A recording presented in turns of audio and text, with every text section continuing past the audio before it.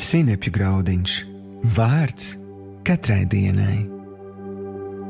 Parūpējies par sevi. Šodienas rakstu vieta.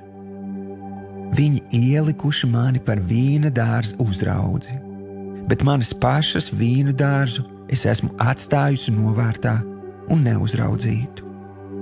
Augstā dziesma, 1. nodaļa, 6. pants. Šodienas pārdomas. Piekritīsi, ka līdzsvarota un harmoniska dzīve ienes mieru, prieku un veselību katrā dzīves jomā. Savukārt, izejot no balansa, mēs atveram durvis virknē problēmu. Viena no lietām, kurā daudzi no mums grēkojam, ir rūpes par visu, ko, tikai ne pašiem par sevi. Kāda dzīves gudrība salīdzina cilvēku dvēseli ar jātnieku, bet miesu ar zirgu? Vienalga, kāda būtu plāni jātniekam, ja zirgs ir nodzīts, mērķis netiks sasniegts. Un vienalga, cik stiprs zirgs, ja jātnieks nav formā, tad zirgs labākajā gadījumā ganīsies savā nodabā.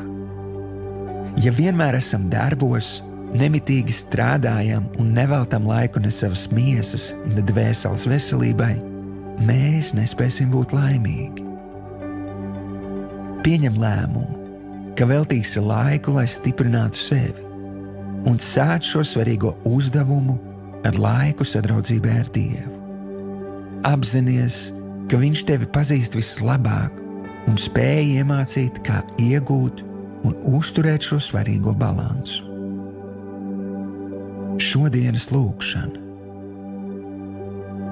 Tēvs, piedod, kad pārāk maz laika esmu veltījis sev, bet galvenais savām attiecībām ar tevi.